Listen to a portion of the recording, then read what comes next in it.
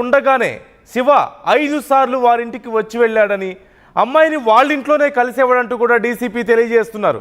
ముందుగా కూతురు ప్రేమకు తల్లి ఒప్పుకుందని, ఆ తర్వాత కొన్ని కారణాల వల్ల శివతో ప్రేమ వద్దు అంటూ తల్లి చెప్పిందని డీసీపీ తెలియజేశారు. ప్రేమకు నో చెప్పడంతోనే లవర్తో కలిసి తల్లిని చంపేసిందంటూ డీసీపీ తెలియజేశారు. తల్లి వేధిస్తోందంటూ బాలిక 2022లో ఒక కేసు పెట్టింది అనే విషయాన్ని కూడా డీసీపీ గుర్తు చేస్తున్నారు. ఈ నేపథ్యంలో పోలీసులను గతంలో ఆ బాలిక ఆశ్రయించిన విషయాన్ని కూడా తెలియజేస్తున్నారు. తేజశ్రీ గతంలోనే పోలీసులను ఆశ్రయించింది 2022లోనే. తల్లి తనను వేధిస్తోంది అంటూ కేసు పెట్టినట్లుగా కూడా తెలుస్తోంది. ఈ కేసుకు సంబంధించి విచారణ చేసే కొద్దీ రకరకాల విషయాలు బయటకు వస్తున్నాయి. రోజుకొక ట్విస్ట్ బయటకు వస్తున్న పరిస్థితి మనకు కనిపిస్తూనే ఉంది. ఇప్పటికే అంజలికి గతంలోనే పెళ్లి అయిందని, మరొక పెళ్లి, మొత్తం ఓవరాల్ 2 పెళ్లిళ్ళు అయ్యాయని, మొదటి పెళ్లికి సంబంధించినటువంటి సంతానంగా తేజశ్రీ తెలుస్తోంది. తనకి చెల్లి కూడా ఉన్న విషయం మనకు తెలిసిందే. చెల్లి బయట నుంచి వచ్చేసరికి తల్లిని చంపడం, చెల్లి వచ్చి ఏడుస్తూ అసలు ఏమైంది అమ్మకి అంటే ఇంకా చనిపోలేదని చెప్పి మళ్ళీ ప్రియుడిని పిలవడం, ప్రియుడు అతని తమ్ముడు వచ్చి మరొకసారి అంజలి మీద దాడి చేసి చంపేసినటువంటి విషయాన్ని, ఆవిడ ప్రాణాలు తీసిన విషయాన్ని కూడా చెల్లి ఏడుస్తూ చెప్పినటువంటి విషయాలు మనం చూస్తూనే ఉన్నాం. అయితే ఈ కేసుకు సంబంధించి ఇప్పుడు డీసీపీ మరిన్ని వివరాలను తెలియజేస్తున్నారు. అంజలి ఉండగానే అనేక సార్లు, సుమారుగా 5 సార్లు శివ తేజశ్రీతో కలిశాడని, అదే ఇంట్లో ఉన్నాడు అంటూ కూడా తెలుస్తోంది. అయితే ముందుగా తమ ప్రేమకు ఒప్పుకొని ఆ తర్వాత కాదనడంతో ఆ ఆగ్రహంతోనే తల్లిని ఇలా ఇంత దారుణంగా హత్య చేసినట్లుగా కూడా తెలుస్తోంది. ఈ అంశానికి సంబంధించి అసలు డీసీపీ ఏమన్నారు, అధికారుల యొక్క విచారణలో అసలు ఎలాంటి విషయాలు బయటకు వస్తున్నాయో ఒకసారి చూద్దాం. అక్యూజ్డ్ A1కి ఇద్దరికి 8 నెలలుగా ఇన్స్టాగ్రామ్లో పరిచయం ఉంది. వీళ్ళిద్దరూ ప్రేమించుకుంటున్నారు. అయితే ఈ ప్రేమకు సంబంధించి తల్లికి కూడా అవగాహన ఉంది. ఈ అబ్బాయి కూడా ఒక 5-6 సార్లు వచ్చి వీళ్ళ ఇంటి దగ్గర ఉండడం జరిగింది. అయితే లేటెస్ట్గా తల్లి వీళ్ళిద్దరి ప్రేమ వ్యవహారాన్ని అబ్జెక్షన్ చేస్తూ ఉంది. ఈ అమ్మాయి వెర్షన్ ప్రకారం ఆ అమ్మాయిని కూడా 1-2 సార్లు కొట్టిందని చెప్తుంది, దండించిందని చెప్తుంది. దాంతో ఈ అమ్మాయి కక్ష పెంచుకొని తల్లిని అడ్డు తొలగించుకుంటే తప్ప నేను ప్రశాంతంగా ఉండలేను, నేను ఇతనితోటి ఉండలేనని చెప్పేసి భావించి ఇతన్ని బాగా రెచ్చగొట్టి ప్రోత్సహించి మా అమ్మని చంపాల్సిందే అని చెప్పేసి ఇతన్ని రెచ్చగొట్టడంతో ఇతను వచ్చి వాళ్ళ తమ్ముడిని కూడా సపోర్ట్గా తీసుకొని వచ్చి ఈ హత్య చేసినాడు. అయితే ఇందులో ఈ అమ్మాయి ఎవరైతే ఉందో 8th to 12th కూడా వీళ్ళు కట్టంగూరు వెళ్ళి ఈ అక్యూజ్డ్ ఇంట్లో ఉండడం జరిగింది. ఈ అమ్మాయి వాళ్ళ చెల్లి ఎవరైతే మైనర్ గర్ల్ 14 years గర్ల్ ఉందో ఆ అమ్మాయి కూడా వెళ్ళి ఉన్నారు. సో అది కూడా వాళ్ళ మదర్ నాలెడ్జ్లో ఉంది. బట్ అక్కడికి వెళ్ళి వచ్చిన తర్వాత వాళ్ళ మదర్ సీరియస్ అయ్యి దండించింది. దాని మీద అమ్మాయి మళ్ళీ 19th ఈ అబ్బాయితోటి ఒకసారి చుండూరు వెళ్ళిపోయింది. అప్పుడు పోలీస్ కంప్లైంట్ ఇచ్చింది. వాళ్ళ మదర్ వచ్చి మిస్సింగ్ కేసు ఇవ్వడం జరిగింది. దాన్ని మనం కిడ్నాప్ కింద కట్టేసి ఇమీడియట్గా 20th రోజు ట్రేస్ చేసి ఆ అమ్మాయిని వీడియోగ్రఫీ తోటి అదేవిధంగా స్టేట్మెంట్ రికార్డ్ చేసి ఆ అమ్మాయిని వాళ్ళ మదర్కి అప్పగించడం జరిగింది. తర్వాత ఇది 23వ తారీఖు సాయంత్రం ఈ ఘటన జరిగింది. గతంలో ఒకసారి తేజశ్రీ శివతో కలిసి వెళ్ళిపోయిందని, ఈ నేపథ్యంలో మిస్సింగ్ కంప్లైంట్ కూడా ఇచ్చినట్లుగా, తల్లి అంజలి మిస్సింగ్ కంప్లైంట్ ఇచ్చినట్లుగా కూడా పోలీసులు తెలియజేస్తున్నారు. అంతకుముందు ఒకసారి కూడా ఇలాగే చెప్పా పెట్టకుండా వేరే ప్రాంతాలకు వెళ్ళిందని, ఈ నేపథ్యంలోనే తల్లి వారిని మందలించిందంటూ కూడా తెలుస్తోంది.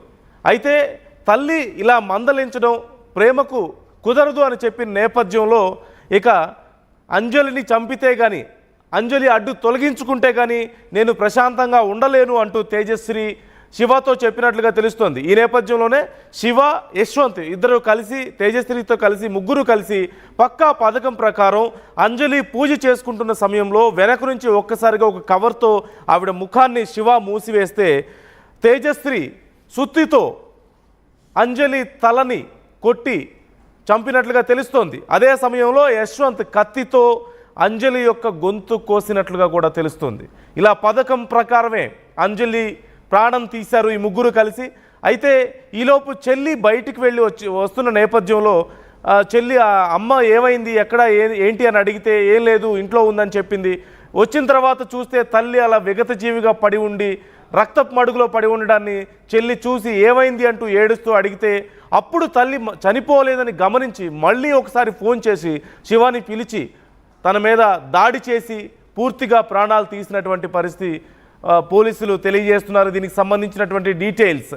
మరోవైపు గతంలో 5 సార్లు అంజలి ఉండగానే తేజశ్రీ శివ అదే ఇంట్లో ఉన్నారని, అయితే ముందు ఒప్పుకొని తర్వాత ప్రేమకు ఒప్పుకోకపోవడంతోనే ఇలా కక్ష పెంచుకుందని తెలుస్తోంది. అలాగే అంజలి అనేక సందర్భాల్లో తేజశ్రీని వేధించింది అంటూ కూడా తేజశ్రీ కంప్లైంట్ చేసినట్లుగా కూడా తెలుస్తోంది. ఈ అంశానికి సంబంధించి మా ప్రతినిధి పెట్రిషియా ఉన్నారు మనతో. పెట్రిషియా, డీటెయిల్స్ ఏంటి? ఉన్నతాధికారులు విచారణలో చాలా కీలక విషయాలు కనుగొన్నట్లుగా తెలుస్తోంది. డీటెయిల్స్ ఎలా ఉన్నాయి? జీడిమెట్ల అంజలి హత్య కేసులో సెన్సేషనల్ విషయాలన్నీ కూడా బయటపడుతున్నాయి. అదే కాకుండా సొంత కూతురు తల్లిని అతి దారుణంగా ప్రీ ప్లాన్డ్ గా ప్రియుడితో కలిసి హత్య చేసిన విషయం స్థానికంగా కూడా కలకలంగా రేగింది. అదే కాకుండా డీసీపీ ఇచ్చిన సమాచారం మేరకు కూడా గతంలో అనేక సార్లు వాళ్ళ ఇంట్లోనే కలవడం జరిగింది. ముందు ప్రేమ విషయం అంతా కూడా తల్లికి చెప్పడం జరిగింది. దాని తర్వాత తను ఓకే అనింది. దాని తర్వాత ఇష్టం లేదు అంటూ కూడా రెండు విషయాలు చెప్పడం జరిగింది. అదే కాకుండా గతంలో కూడా అనేక సార్లు శివ అన్న వ్యక్తి మరియు తేజశ్రీ వీళ్ళిద్దరు కూడా అంజలి ఇంట్లో అనేక సార్లు చాలా టైంలో కూడా నిద్రించారని కూడా తెలుస్తుంది.